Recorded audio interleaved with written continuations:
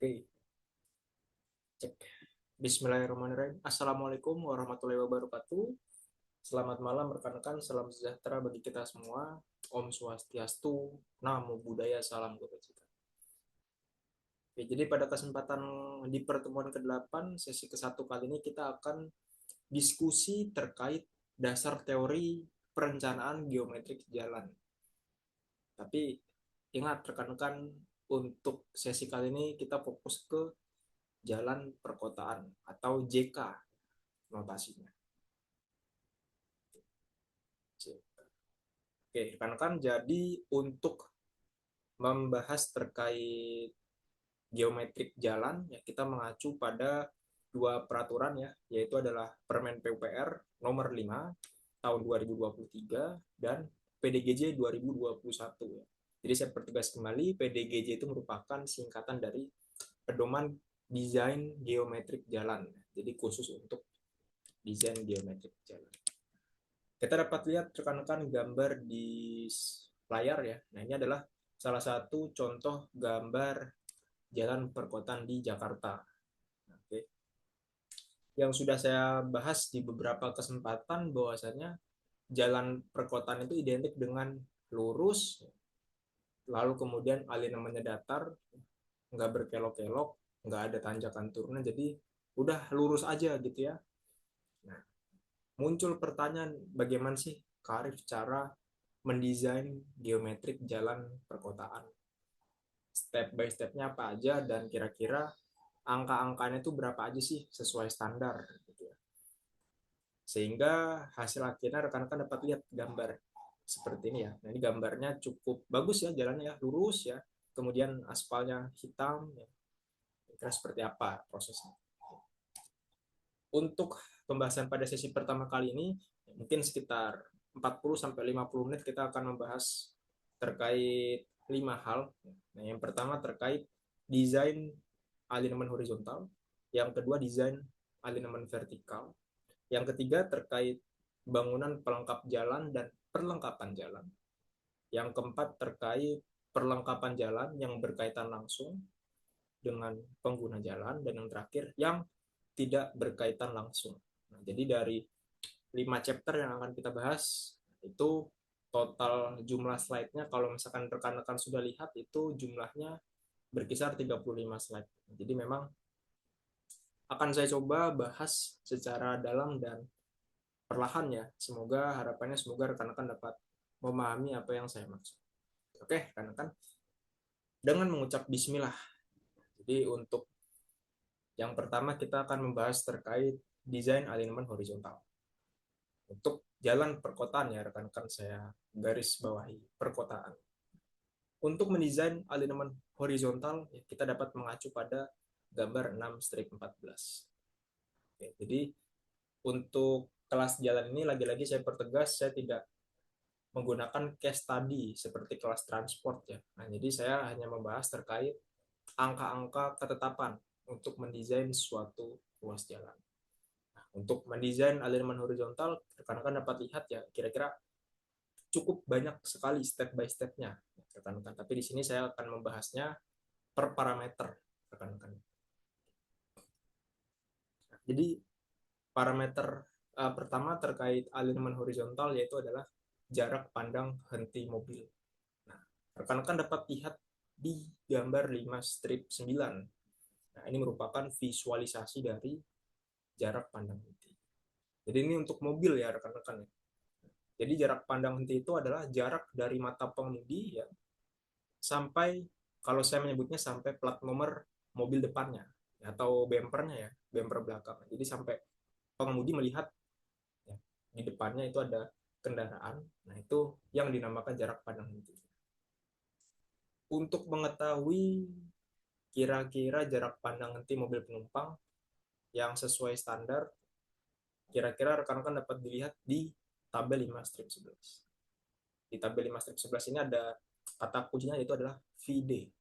VD itu adalah kecepatan desain, rekan-rekan ya. Kecepatan desain, lalu kemudian kita dapat melihat di sini untuk jarak pandang henti mobil penumpang, di tabel ini ada 3 macam alignment. Yang pertama ada datar, lalu kemudian menurun, dan yang ketiga ada menanjak. Nah, karena kita khusus spesifik di jalan perkotaan, jadi saya menganggap menurun dan menanjak itu tidak terpakai ya rekan-rekan. Jadi kita fokus biasanya. Jadi grade-nya 0%. Rekan-rekan masih ingat untuk kecepatan desain terkait jalan perkotaan ya. Di sini ada berbagai macam alternatif ya. Ada pilihan dari yang paling pelan itu adalah 20 km per jam. Kemudian yang terakhir adalah yang paling kencang, paling cepat itu adalah 120 km per jam. Biasanya kalau jalan perkotaan kita ingin mendesain itu kecepatan desainnya itu berkisar 40 km per jam. Ingat rekan-rekan ya, ini jalan perkotaan. Kenapa dibuat 40 km per jam? Karena asumsinya adalah yang namanya kota itu kan ramai. Ramai kendaraan. Ya, baik kendaraan sedang atau kendaraan mobil atau misalkan sepeda motor. Jadi angka 40 km per jam itu adalah angka yang masuk akal. Jadi nggak begitu cepat dan nggak begitu lambat. Oke. Jadi kita kita asumsikan untuk kecepatan desain kita punya kecepatan desainnya adalah sebesar 40 km per jam. Berarti jarak pandang henti untuk mobil penumpang itu adalah 50 meter. Jadi idealnya rekan-rekan yang kalau ingin mendesain dengan kecepatan desain 40 km per jam, jadi harusnya jarak JPH ini ya, yang saya beri blok berwarna kuning itu harusnya 50 meter. Jadi jarak ideal. Jadi kalau misalkan mobilnya di sebelah sini ya misalkan cuma 20 meter, nah ini sangat berbahayanya di jarak pengereman. Kita kan nggak tahu ya rekan-rekan ya, kendaraan di depannya bakal berhenti mendadak atau seperti apa. Gitu. Kalau misalkan sesuai jarak dan sesuai kecepatan itu kita mempunyai jarak dan waktu untuk mengerem. Jadi kalau misalkan nggak sesuai, nah itu berarti ada kemungkinan nanti tabrak belakang. Jadi menghasilkan kecepatan dan kecelakaan beruntun. Oke, rekan-rekan.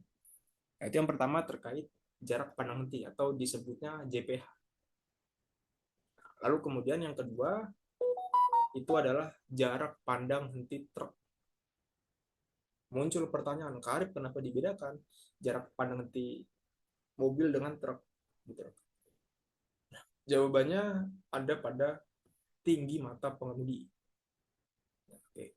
Tinggi mata pengemudi untuk truk itu adalah sekitar 2,4 meter. Kalau kita bandingkan dengan mobil, ya, kalau mobil sedan atau mobil minibus itu biasanya tingginya berkisar 1,2 meter. Jadi hampir sekitar 2 kali lipat untuk truk. Sehingga dibedakan. Oke. Untuk tabelnya berbeda rekan-rekan ya. Kalau untuk truk itu kita menggunakan tabel 5/12. Tapi komposisinya sama ya. Yang pertama ini kita punya VD kecepatan desainnya. Lalu kemudian untuk JPH-nya ya ini ada pada turunan dan tanjakan. Oke. Nah, tapi ingat rekan-rekan di sini ada yang pada turunan dan ada yang pada tanjakan. Kita ambil kalau konteksnya perkotaan, ya, ini kita pakai JPH yang normal. Ya, artinya di datar. Tadi kita asumsikan kita punya kecepatan desain itu 40 km per jam ya rekan-rekan. 40 km per jam. Sehingga kalau kita tarik garis lurus ya, nah untuk JPH untuk truk ya itu adalah 49 meter idealnya. Jadi kalau misalkan kita sandingkan dengan mobil tadi ya, itu adalah beda 1 meter ya. Nah, kalau untuk mobil itu 50 meter, nah, sedangkan untuk truk itu adalah 49 meter. Kemudian yang ketiga itu adalah jarak pandang mendahului atau JPM. JPM ini biasanya di jalan perkotaan nggak berlaku ya, karena biasanya kalau di perkotaan itu dia ada mediannya di tengah-tengah sini. Tapi nggak menutup kemungkinan jika seumpama di perkotaan tanahnya nggak ada gitu ya, lahannya nggak mencukupi. Jadi mau nggak mau pakai jalan tanpa median. Jadi kita bisa menggunakan JPM. Visualisasinya adalah seperti ini ya rekan-rekan. Jadi kita punya punya jalan dua arah. Misalkan yang arah kanan ini arah ke arah satu, ya. Kemudian ini adalah arah kedua. Misalkan yang dimaksud jarak pandang mendahului kita adalah mobil A ya. Mobil A ini di depannya ada mobil C. Ya, sedangkan mobil A ini buru-buru gitu ya. Ada hal yang sangat mendesak Jadi mobil saya ini kelamaan. Akhirnya kendaraan A ini menyalip kendaraan C. Nah, karena nggak ada mediannya ya, menyalip. Nah, di saat menyalip ini kebetulan dari arah kedua, ya ini ada mobil B. Nah, ini kan artinya kalau misalkan supirnya timingnya nggak bagus, ya feelingnya nggak bagus, ya bisa terjadi tabrakan adu banteng. Pilihannya adalah kendaraan B-nya mengalah ke rekan-rekannya. Nah, ini tahap keduanya ya rekan-rekannya. Jadi menyalip. Nah, jadi jarak pandang mendahului itu adalah jarak menyalip ya kalau bahasa bahasa mudahnya itu rekan-rekannya. Nah, di sini kita dapat menggunakan gambar 511 sebagai acuan. Di tabel ini juga di bawahnya gambarnya ada tabel. Lagi-lagi yang memainkan peran kita adalah VD, kecepatan desain. Nah, kecepatan desain itu kita punya contoh tadi permisalan adalah 40 km per jam. Jadi jarak pandang mendahulinya itu adalah 270 meter. Jadi artinya kalau misalkan si kendaraan A mau nyalip ya, untuk menghindari kecelakaan adu banteng ya itu paling tidak harus ada jarak sebesar 270 meter. Lewat dari itu ada kemungkinan terjadi tabrakan ya kan. Jadi itu yang dimaksud dengan jarak pandang mendahuli atau JPM. Selanjutnya adalah jarak pandang aman atau JPA. Nah, JPA ini kita dapat mengacu ke tabel 5 strip 15. Nah, di sini lagi-lagi ada yang namanya VD, kecepatan desain. Kecepatan desain, lalu kemudian di sini jarak pandang aman disesuaikan berdasarkan tipe manuver. Di sini ada 5 tipe ya, tipe A, tipe B, tipe C, tipe D dan tipe E. Karena kan dapat lihat di sini adalah per apa namanya? Penjelasan terkait masing-masing manuver. Cuman biasanya rekan-rekan kita menggunakan dapat lihat ya berhenti di jalan perkotaan dengan T waktu sekitar 9 detik. Jadi jarak untuk pengerem. Jadi artinya kalau kita punya data misalkan kita punya kecepatan desain misalkan 40. Kita lihat di sini. Wah, Karib ternyata 40 nggak ada. Nah, udah kita cari yang mendekati 40 berarti adalah 50. 50 berarti untuk jarak pandang aman itu adalah 155 meter. Jarak pandang aman. Jadi kalau misalkan tadi kita punya data JPM yang menyebutkan jarak pandang henti itu adalah 50 meter, itu yang maksimal. Tapi kalau misalkan kita mau aman, itu kita harus mempunyai jarak dengan kendaraan di depan kita itu adalah sebanyak 155 meter. Nah, pertanyaan apakah kita sebagai pengemudi sudah menerapkan jarak pandang aman tersebut? Gitu ya. Jadi pedoman-pedoman ini memang digunakan untuk kita membuat desain jalan yang sesuai. Dan yang pasti jarak-jarak ini berlaku untuk saat kondisi lurus ya kan. Nah, jadi hal ini jarak pandang ini sangat mempengaruhi nanti yang namanya radius untuk tikungan. Selanjutnya kita bahas terkait ruang bebas di tikungan. Nah, oke. Nah, jadi rekan-rekan tidak menutup kemungkinan ya misalkan rekan-rekan mendesain jalan perkotaan tapi ada tikungannya. Kan saya ingin menjelaskan bahwasanya di tikungan rekan-rekan harus mempertimbangkan yang namanya ruang bebas di tikungan. Visualisasinya rekan-rekan dapat lihat di gambar 5 strip 12. Oke, nah yang dimaksud ruang bebas di tikungan itu adalah yang saya beri blok berwarna biru. Oke, artinya misalkan ini adalah titik A, ya, kemudian ini adalah titik B. Jadi artinya kalau misalkan ada kendaraan dari titik A ya, yang melintasi jalur tersebut, pastikan kendaraan tersebut dapat melihat apa yang ada di depan, apa yang ada di arah B. Kalau misalkan daerah warna biru ini tertutup pohon misalnya, atau misalkan ada bangunan tidak terlihat, kita bicara kemungkinan terburuknya. Jadi misalkan kalau di area tikungan karena tertutup pohon kita nggak tahu di depannya ada kendaraan berhenti misalnya mogok, jadi ada kemungkinan terjadi tabrakan. Nah sehingga rekan-rekan harus membuat steril ruang bebas samping di tikungan. Adapun untuk jaraknya rekan-rekan dapat lihat di gambar 5 strip 13. Ya, untuk menentukannya kita harus punya data jarak pandang dan jarak pandang henti. Jadi artinya memang kita saling berkaitan. Jarak pandang henti yang tadi sudah kita desain itu ternyata ada pengaruhnya untuk ruang bebas samping di tikung. Selanjutnya kita akan membahas terkait radius. Apa itu radius? Jadi rekan-rekan, radius itu sebetulnya merupakan istilah yang dipakai di PDGJ 97. Artinya apa rekan-rekan? Jadi PDGJ 97 itu ternyata diperbarui menjadi PDGJ 2021. Nah, di mana istilah radius itu di PDGJ 2021 itu berubah istilah ya, atau berubah nama menjadi lengkung horizontal. Jadi kalau misalkan ada orang-orang PU ya, atau dinas instansi yang masih menyebut radius, nah itu berarti mereka masih mempelajari produk PDGJ 97. Jadi artinya dengan adanya PDGJ 2021 ya berarti PDGJ 97 dinyatakan tidak berlaku ya, rekan-rekan. Kemudian rekan-rekan, yang dimaksud lengkung horizontal itu adalah yang saya beri blok berwarna kuning. Nah, jadi bahasa mudahnya seperti ini ya rekan-rekan. Jadi saya punya dua titik ya, dua titik. Titik A di sini ya, kemudian titik B. Artinya titik A ini kan lurus ya sebelumnya. Nah, ini kalau misalkan saya gambar lanjutannya lurus. Titik B-nya pun juga lurus gitu ya, lurus. Jadi yang dimaksud dengan radius itu adalah penghubung antar titik. Jadi bahasa mudahnya seperti itu. Penghubung antar titik.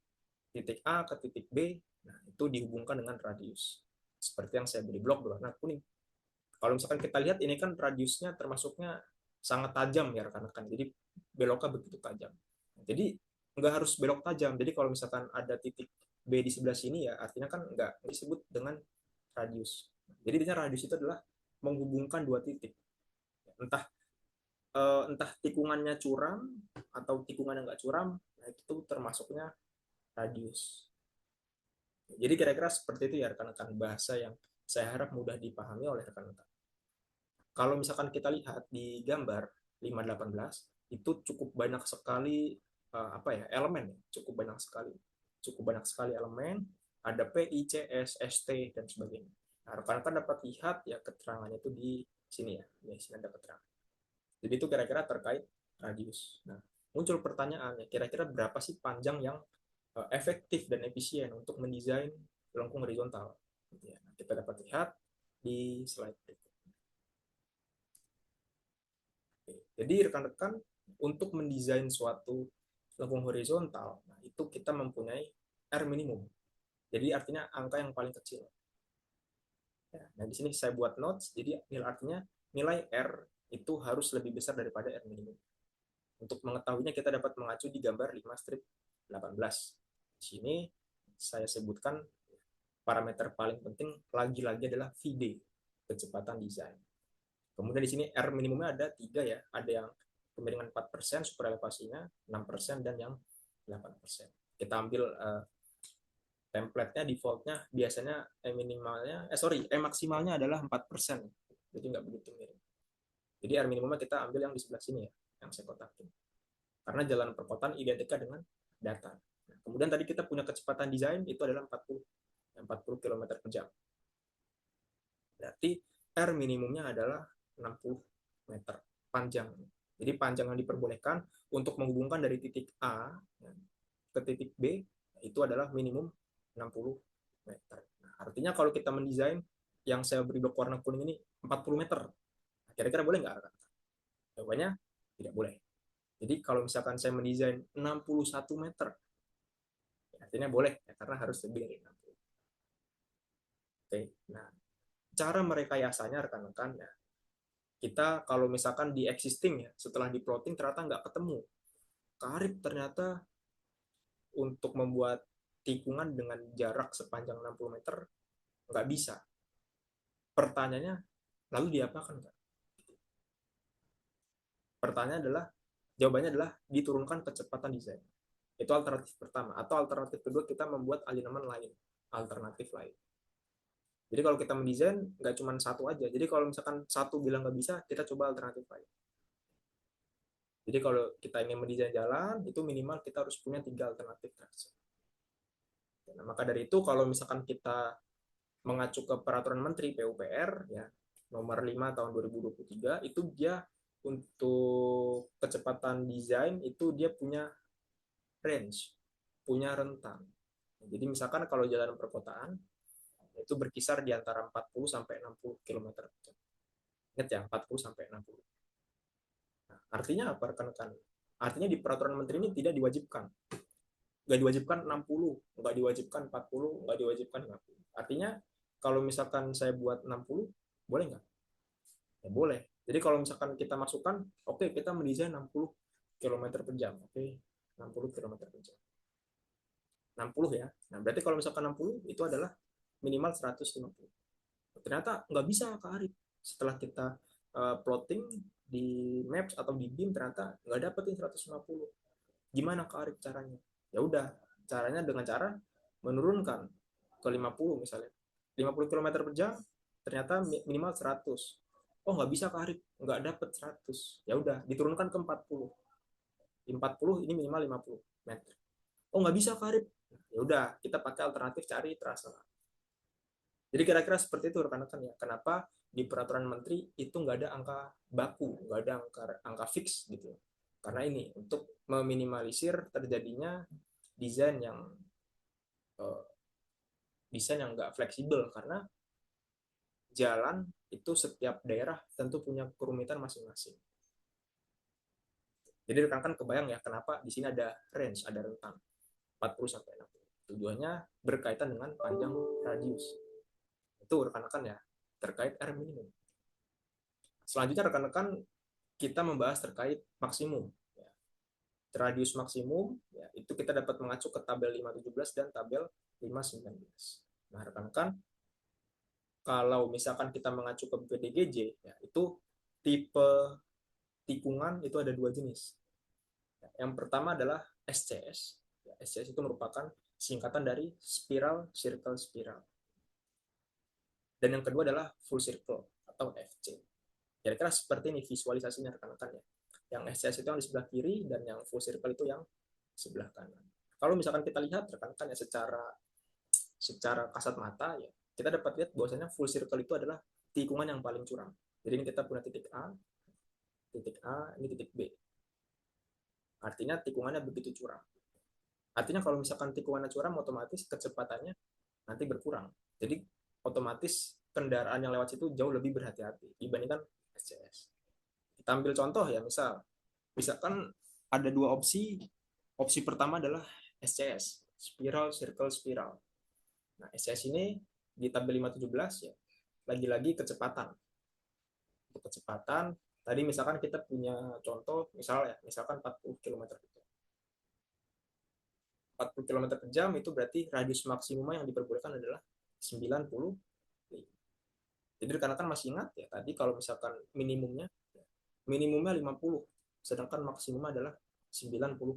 Ya, jadi kita punya rentang baru lagi. Kalau untuk SCS yang kecepatannya 40 km per jam itu kita punya range antara 50 sampai 95. Oke, jadi ada pilihan. Disesuaikan lagi-lagi sesuai dengan kondisi existing. Karib kalau misalkan desainnya 40 meter, boleh nggak? Boleh, karena di sini minimumnya 9. Minimumnya 50. Tarif kalau misalkan saya desain panjangnya 100, oh, tentu tidak boleh karena di sini maksimumnya adalah 90. Jadi kalau misalkan kita desain di angka 60 ya, nah itu boleh. 70 itu boleh. Jadi selamat di antara angka antara 50 sampai 90. Misalkan 40 ya, 40 km per jam. Nah, adalah 45 minimumnya. Nah, jadi kalau misalkan rekan-rekan mendesain full circle, ya itu memang radiusnya atau longitudinalnya lebih pendek karena keterbatasan lah. Tapi di satu sisi, kalau kita mendesain full circle itu kendaraan relatif cenderung lebih hati-hati. Kalau misalkan SS, orang-orang tuh sembrono ya, karena nggak begitu curam tikungannya, jadi orang-orang melaju dengan kecepatan yang tinggi, jadi mereka nggak mengurangi. Jadi itu rekan-rekan ya terkait perbedaan SCS dan full circle. Jadi kalau full circle itu lebih pendek dibandingkan dengan SCS. Selanjutnya rekan-rekan, jika di tikungan rekan-rekan dihadapkan ingin membuat dua tikungan. Nah, ini ternyata dia ada aturannya sendiri. kita lihat ya, kalau misalkan menurut PDGJ, tikungan itu dibedakan berdasarkan dua bentuk ya. Pertama kalau bentuknya U, lalu kemudian jika bentuknya S. Rekan-rekan dapat lihat ya, di sini ada 4 gambar. Nah, gambar yang saya kotakin ini, yang saya beri blok merah, nah ini merupakan gambar yang termasuknya kurang bagus ya rekan-rekan. Karena di sini kita punya kata kunci ya, R1 harus lebih besar daripada R2. Artinya rekan-rekan ya, yang berwarna kuning ini harus lebih panjang daripada yang berwarna merah. Jadi ini berlaku jika seumpama dihadapkan dengan pilihan harus membuat dua tikungan. Jadi kita nggak boleh membuat R1-nya lebih kecil daripada R2 atau sama dengan. Itu rekan-rekan ya. Nah, kemudian kita lanjut ke lengkung peralihan. Nah, lengkung peralihan ini merupakan bahasa dari PDGJ 97 ya. Kalau misalkan di PDGJ 2021, ini namanya panjang spiral atau LP. LP ini rekan-rekan dapat lihat di gambar yang saya beri blok berwarna kuning. Panjang spiral LP. Jadi ada 2 LP. Yang pertama yang dari arah berangkat dan yang kedua menuju arah datang. Ya, yang saya beri blok warna kuning. Berarti otomatis LP ini masuk bagian dari radius. Kalau kita lihat di PDGJ ya, ternyata panjang spiral itu hendaknya tidak lebih dari 1 detik. Nah, panjangnya rekan-rekan dapat lihat di tabel 541. Oke. Nah, di tabel 541 ini lagi-lagi kita harus tahu VD terlebih dahulu. Kecepatan desain. Kita ambil contoh ya, misalkan 40 ya. Misalkan 40 km per jam. Nah, berarti panjang spiralnya itu adalah 22 meter. Karena tadi ada 2 bagian ya. Dari arah berangkat ini berarti 22 meter. Kemudian pas mau sampai ke tujuan itu 22 meter. Itu adalah lengkung peralihan atau panjang spiral. Nah, jadi dua-dua ini sudah termasuk dari panjang radius. Terbukan.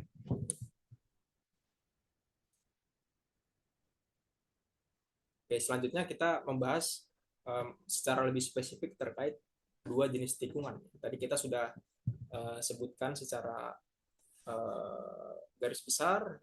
Yang pertama adalah full circle. Jadi full circle itu yang sudah saya sebutkan tadi ya, digunakan pada tikungan yang punya jari-jari kecil. Oke, ya. Titik A ini titik B. Dari titik A ke titik B itu dihubungkan oleh radius. Kenapa dibuat berputar ya?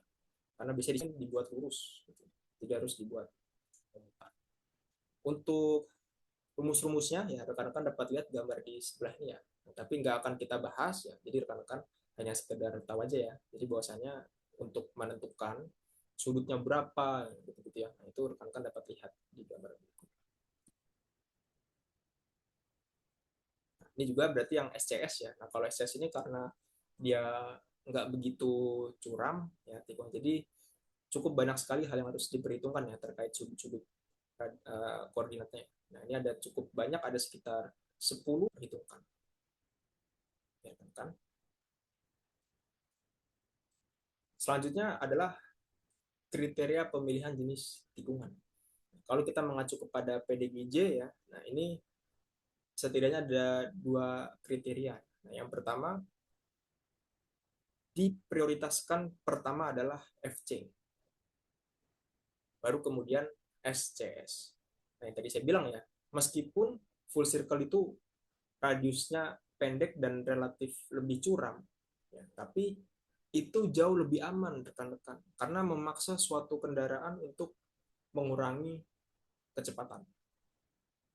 Ditambah dengan rekayasa rambu ya, jadi rambunya komplit ya, jadi otomatis relatif lebih aman. Tapi kalau memang misalkan nggak bisa banget ya, baru kita kemudian SCS. Kemudian yang kedua ya, jika kondisi panjang minimum tidak bisa diperoleh, maka kecepatan desainnya harus dikurangi. Nah, ini yang tadi saya bilang ya. Kenapa di peraturan menteri disebutkan bahwasanya untuk kecepatan desain itu mempunyai variasi range ya. Yang tadi saya bilang, misalkan untuk jalan perkotaan itu 40 sampai 60. Ya, jadi kalau misalkan kita desainnya 60, ternyata panjang yang nggak bisa diperoleh, kita turunin sampai bisa diperoleh. Jadi yang paling pertama kalau kita ingin desain itu adalah full circle, baru kemudian exchange. Tapi biasanya kalau di jalan perkotaan itu biasanya full circle itu cukup jarang ya, cukup jarang. Jadi memang dominannya jalan lurus, jarang ada tikungan. Selanjutnya rekan-rekan, jika tadi diharapkan dengan dua tikungan, ya, rekan-rekan dapat lihat dua perbedaan gambar ini. Yang saya beri blok kotak merah ini. Nah, ini tadi ada saya jelaskan ya, bahwasanya tikungan itu ada dua bentuk. Ada yang bentuknya U dan ada yang bentuknya S. Kita dapat lihat yang saya beri blok berwarna kuning. Kalau yang di gambar yang saya kotakin itu R2. Langsung, artinya nggak ada jeda. Begitu juga dengan yang bentuknya S. Dari R1 ke R2 itu dia langsung. Nah, rekan-rekan ini merupakan praktek yang kurang tepat. Nah, karena kalau misalkan kita mengacu ke PDGJ 2021, itu minimal harus dibuat jarak minimal 20 meter. Ingat rekan-rekannya, minimal 20 meter. Jadi yang betul itu yang di sebelahnya. Misalkan ini ya, kalau misalkan kita bentuknya U, berarti dari nah itu harus dibuat lurus. Ya, ini namanya rasio R. Minimal 20 meter. Begitu juga dengan yang bentuknya S. Kenapa angkanya 20 meter? Jadi rekan-rekan bayangin truk kontainer itu minimal maksimal panjangnya 18 meter. Jadi kalau misalkan ada truk kontainer sepanjang 18 meter, kalau misalkan nggak ada jeda lurus, nah itu otomatis dia akan nyangkut, nggak bisa belok ya. Jadi kepalanya di mana ya, kemudian buntut kontainernya di mana. Jadi dia nggak bisa belok. Jadi dibuatlah minimal 20 meter itu supaya truk besarnya itu paling tidak bisa belok. Jadi kalau kita mendesain sebuah jalan baru, kita jangan berasumsi yang lewat cuman motor sama mobil gitu. Kita harus membayangkan 5 tahun ke depan. Kira-kira 5 sampai 10 tahun ke depan jalan ini memungkinkan nggak truk besar akan lewat? Gitu. Kita bayangkan kendaraan maksimum yang akan lewat adalah truk kontainer 6 as atau 6 sumbu yang panjangnya 18 meter. Yang banyak ada 6. Itu kan panjang banget rekan-rekan. Jadi kalau misalkan nggak dibuat rasio R, ya itu dia nggak bisa belok. Sehingga minimal 20 meter. Oke. Nah, sebelum kita lanjut ke desain vertikal, jadi saya beri waktu 1 menit ya bagi rekan-rekan ya. Sembari saya izin.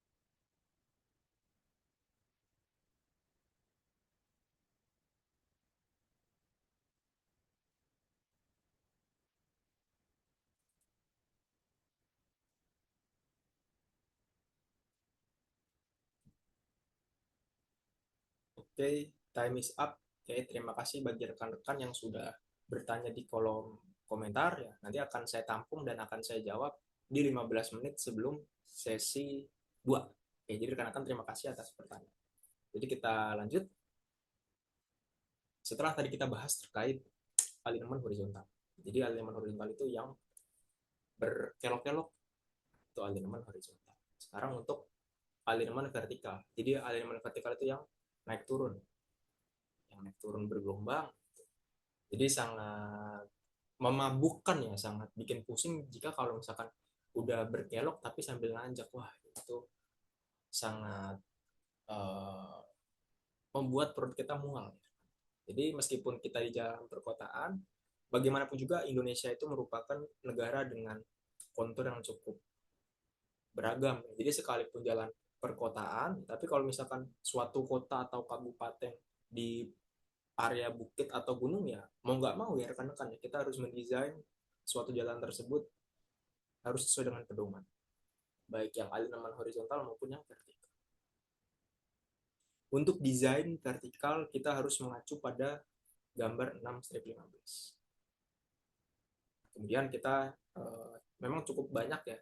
Jadi lagi-lagi saya garis bawahi, saya tidak menjelaskan terkait langkah-langkah case study ya. Jadi saya hanya membahas terkait angka-angkanya, dasar teorinya terlebih dahulu, supaya paling tidak rekan-rekan bisa mendesain sendiri, mencoba-coba terlebih dahulu ya. Paling tidak angka-angka yang rekan-rekan input itu sudah betul, sudah sesuai dengan betul. Rekan-rekan, jika kita mendesain alignment vertikal, ada 9 hal yang harus kita perhatikan. Karena kan dapat lihat ya di gambar sebelah kanan ya, ini yang dimaksud dengan ruang bebas untuk kendaraan panjang. Namun di lain itu cukup banyak sekali yang harus diperhatikan. Yang pertama ada topografi, kemudian kondisi geoteknis, apakah ada persimpangan, atau misalkan ada jalur masuk properti. Jadi intinya rekan-rekan kalau ingin mau mendesain, ya kita nggak cuma bicara terkait radius. Radiusnya udah oke, tapi misalkan kita terhalang oleh misalkan ada underpass di depan, atau misalkan topografinya nggak memungkinkan. Jadi memang mendesain jalan itu bukan pekerjaan yang cepat jadi ya. Jadi memang cukup banyak sekali pertimbangan-pertimbangan. Selanjutnya adalah muka air tanah atau MAT. Untuk MAT ini rekan-rekan di sini ada berbagai macam ketentuan ya, rekan-rekan. Nah, yang pertama, perkerasan jalan dan tanah dasar jalan akan kehilangan. Lalu kemudian agar perkerasan tetap kering, level tanah dasar hendaknya di atas ketinggian muka air tanah. Kemudian jalan arteri harus bebas banjir. Yang terakhir, jika drainase bawah atau subdrain. Jadi visualnya seperti ini rekan-rekan ya. Kalau kita ingin mendesain jalan itu kan ada dua pilihan ya. Kita mau pakai jalan cor atau jalan aspal. Tapi jalan baik aspal mau cor itu kalau misalkan kita bedah itu terdiri dari berbagai macam lapisan. Jadi visualisasinya seperti kue lapis. Misalkan kita bicara terkait jalan aspal. Jalan aspal ini di lapis ke-1 ada yang namanya ACWC. Di lapis kedua ini ada yang namanya ACBC. Yang ketiga ada yang namanya AC base. Yang keempat ada lapis pondasi kelas B. Baru kemudian tanah dasar. Nah, yang dimaksud muka air tanah ini adalah di bawah tanah dasar. Ya, di bawah tanah dasar. Nah, jadi rekan-rekan kita dapat melihat di tabel 5-4 untuk ketentuan, untuk mendesain vertikal. Selanjutnya kita bahas terkait ruang bawah vertikal. Nah, untuk ruang bawah vertikal, rekan-rekan mungkin pernah mendengar di berita ya, bahwasannya ada berita narasinya truk menyangkut. Nah, persis seperti gambar di sebelah kanan. Kok bisa truk nyangkut seperti ini ya? Artinya pasti ada salah desain atau salah pertimbangan. Kalau misalkan kita mengacu ke tabel 5-46, jadi bahwasanya tinggi ruang bebas minimum itu adalah 5,1 meter. Kalau kita pukul rata, jadi artinya jarak dari aspal sampai ke jembatan di atasnya ini itu minimal 5,1 meter. Karena biasanya untuk ketinggian kendaraan itu maksimum adalah 4,9 meter. Jadi harusnya ya, truk kontainer ini punya tinggi 4,9 meter. Berarti artinya untuk tinggi jembatan ini ya mungkin bisa di 4,9 atau 5 meter, artinya kendaraan menyangkut. Jadi artinya pastikan rekan-rekan jika ingin mendesain, pastikan 5 meter di atasnya, 5,1 meter di atasnya adalah steril. Nggak ada baliho, nggak ada kabel, nggak ada ranting-ranting pohon, jadi steril. Jadi angkanya adalah 5,1 meter. Oke. Selanjutnya adalah layanan utilitas bawah tanah. Jadi rekan-rekan kalau di jalan perkotaan memang cukup banyak permasalahan ya. Jadi misalkan rekan-rekan dapat lihat ya, list yang ada di sebelah kanan ini ya. Ada jalur pipa gas, ada jalur pipa air, lalu kemudian buat drainase air hujan, buangan air limbah, kabel telepon, kabel listrik ya. Jadi memang cukup banyak sekali ya layanan utilitas yang ada di bawah tanah. Jadi pastikan ya, hal-hal yang ada di list ini tidak boleh terlihat di jalan karena mengganggu arus lalu lintas. bisa jadi nanti ada yang ketabrak atau misalkan ada yang tersangkut, kesandung ya. Jadi sangat. Jadi itu terkait desain alignment vertikal untuk jalan perkotaan. Nah, selanjutnya saya beri waktu 1 menit di kolom chat. Sembari saya izin minum.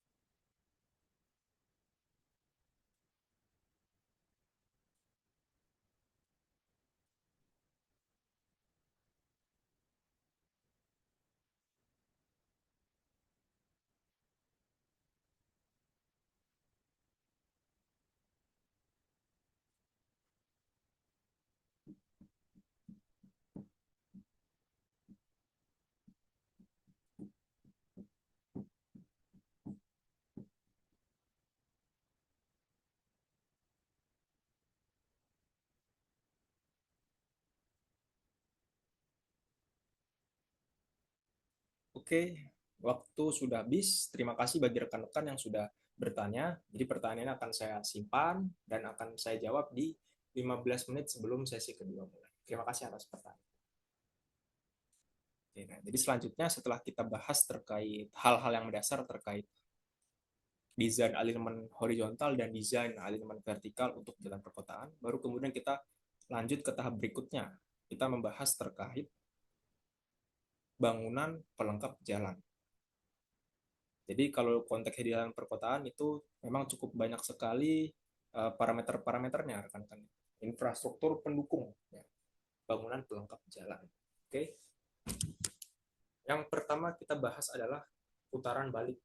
Jadi kalau misalkan kita di jalan perkotaan pasti ada ya, paling tidak terkait putaran balik ada rambu seperti ini.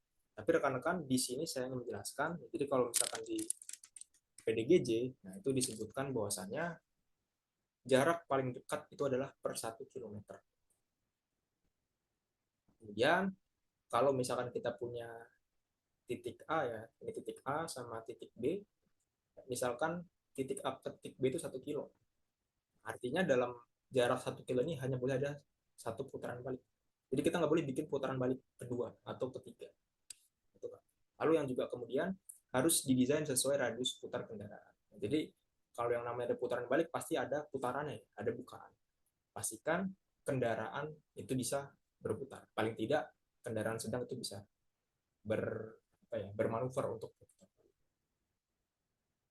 Kemudian selanjutnya adalah jalur lambat. Jalur lambat ini di Jakarta cukup banyak. Tapi ingat rekan-rekan, di PDGJ ini disebutkan bahwasanya jalur lambat itu bisa dirancang jika pada kawasan terbangun. Di sini yang dimaksud kawasan terbangun itu berarti kawasan yang potensial untuk terjadinya akses perkantoran, ya, akses ruko, ya, kemudian akses fasilitas publik uh, dalam volume yang cukup besar, gitu. Baru boleh ada jalur lambat. Kemudian jarak antar bukaan ke jalur cepat itu adalah 1 km. Jadi rekan-rekan saya visualisasikan, ya ini gambar yang di sebelah kanan ini salah satu jalur lambat yang ada di Jakarta. Pada prinsipnya jalur cepat ya yang di sebelah kanan ini hanya boleh dilewati kendaraan mobil saja. Karena di sini kata kuncinya jalur cepat. Jadi artinya nggak boleh ada kendaraan dengan melaju kecepatan rendah. Misalkan motor gitu ya. Nah, kalau motor itu kan relatif lebih rendah ya. Motor itu dilarang di jalur cepat. Jadi motor dibuang di jalur lambat. Karena kalau misalkan ada motor satu lama itu nanti otomatis akan mempengaruhi kelancaran arus lalu lintas. Itu rekan-rekan ya. Jadi kata kuncinya sebenarnya nggak semua kota perlu jalur lambat. Apalagi otomatis dengan adanya jalur lambat otomatis menambah lebarnya, menambah lahan yang harus disediakan.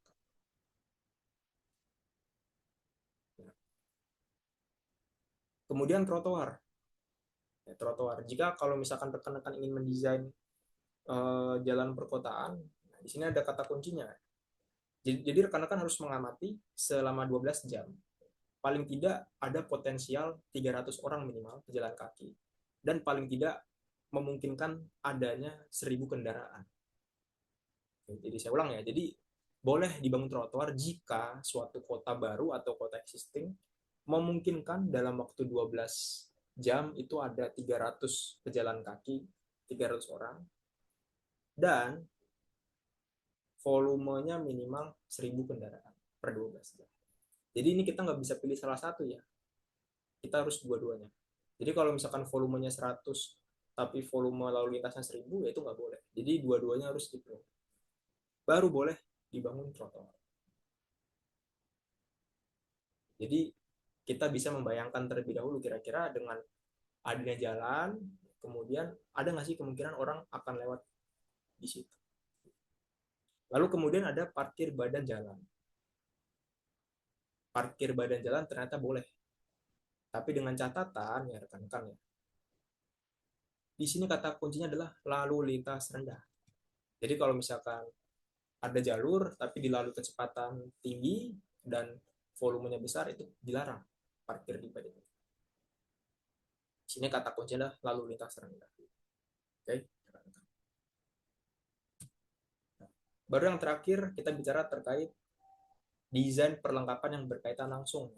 Nah, ini ada 3. Yang pertama ada marka jalan itu adalah yang menempel persis di atas jalan, di atas permukaan jalan. Jadi yang marka-marka seperti ini, yang berwarna putih ya, marka putus-putus, marka belok, zebra cross. Nah, ini memang hal yang wajib karena berkaitan langsung dengan pengguna jalan. Jadi bayangin kalau misalkan suatu jalan itu nggak ada markanya, nah itu juga agak pusing ya, karena kita nggak bisa tahu batasnya boleh belok di mana. Kemudian adalah rambu. Rambu ini adalah suatu benda yang diletakkan di pinggir jalan. Di pinggir jalan itu rambu. Bentuknya papan pelang seperti ini ya. Nah, rambu ini cukup banyak sekali jenisnya. Ada kategorinya cukup banyak ya. Ada rambu peringatan, ada rambu petunjuk, ada rambu kewaspadaan ya. Nah, jadi rambu itu intinya kata kuncinya adalah tidak boleh terhalang objek. Kalau di lapangan cukup banyak ya rambu terhalang sama sama pohon. Belum lagi kadang ketutupan sama stiker-stiker atau baliho, atau bahkan vandalisme dicoret-coret sama anak-anak gitu. Jadi rambu itu diletakkan 0,6 meter dari bahu terluar. Jadi jarak dari tiang ini ke bahu terluarnya itu adalah 60 cm. Baru yang selanjutnya adalah lampu apil. Nah, lampu apil ini diperbolehkan ya jika seumpama kondisi existing sudah tidak dapat menampung lagi. Jadi misalkan ada simpang tapi nggak ada lampu merahnya, ya. Kemudian bikin macet. Nah, jadi ada kemungkinan dipasang lampu apil. Nah, itu boleh. Yang terakhir itu adalah, selanjutnya adalah zebra cross. Nah, zebra cross ini adalah suatu perlengkapan jalan yang digunakan untuk menyeberang. Ya, menyeberang. Jadi ini adalah yang paling murah lah gitu dibandingkan dengan kompetitornya JPO. Nah, kalau JPO ini kan di Jakarta sudah semacam jadi ikon ya. Jadi desainnya bagus ya, dipasang lampu-lampu gitu-gitu. Nah, tapi di sini ingat rekan-rekan ya, JPO itu disediakan jika. Jadi memang artinya nggak boleh tiba-tiba kita mendesain JPO. Jadi langkah pertama kita adalah kita mendesain zebra cross. Jadi kalau misalkan zebra cross sudah tidak memungkinkan lagi, banyak kecelakaan, nah baru kemudian kita upgrade ke JPO. Disediakan jika zebra cross sudah mengganggu arus lalu lintas. Kadang ada zebra cross ya, orang menyeberang sembarangan. Jadi membuat tersendatnya arus lalu lintas. Kemudian punya frekuensi kecelakaan yang cukup tinggi. Kemudian punya volume kendaraan dan pejalan kaki yang cukup besar. Ya, jadi tadi syarat trotoar minimal 300 pejalan kaki dalam waktu 12 jam. Ya, kalau misalkan lebih, ya berarti ada kemungkinan dilakukan pembangunan JPO. Jadi, nah, selanjutnya adalah patok. Nah, patok ini rekan-rekan dapat lihat biasanya di tikungan, patok-patok seperti ini. Selanjutnya adalah patok jalan. Nah, patok jalan ini biasanya berwarna kuning. Beda ya sama patok pengarah. Kalau patok pengarah ini warnanya putih. putih hitam. Nah, kalau nah, ini untuk patok jalan biasanya ada dua bahan. Ada yang cor beton seperti ini, atau ada yang plastik.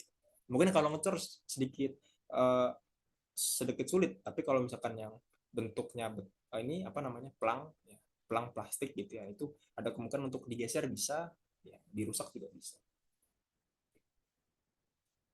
Oke rekan-rekan, jadi cukup sekian penjabaran dari saya. Selanjutnya Q&A-nya akan kita bahas pada 15 menit sebelum sesi kedua mulai. Dari saya cukup sekian, terima kasih. Wassalamualaikum warahmatullahi wabarakatuh.